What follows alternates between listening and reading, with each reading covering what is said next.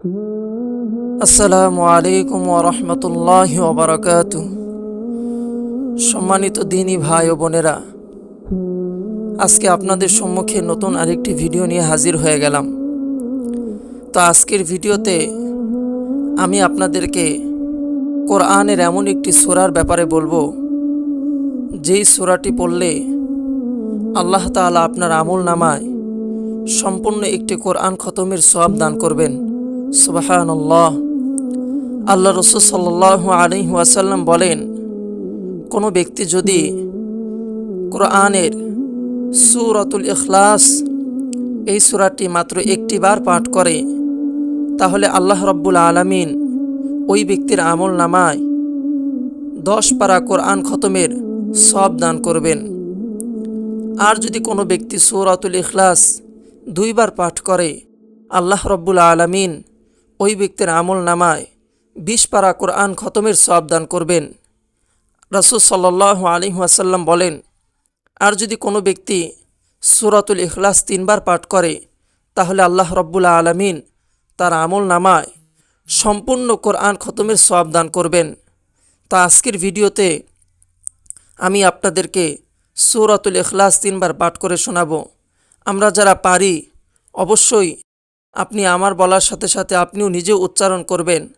আর যদি কেউ না পারি, কমপক্ষে সূরাতুল ইখলাস 3 বার আমি যে তেলাওয়াত করব আপনি সেটা শুনবেন।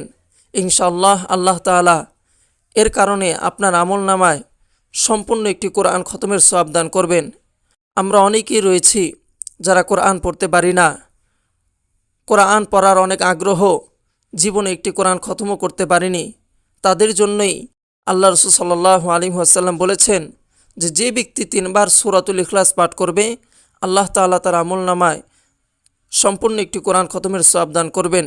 তো আসুন আমরা সেই সূরাতুল ইখলাসটি 3 বার শুনে নেই। আউযু বিল্লাহি মিনাশ শাইতানির রাজীম।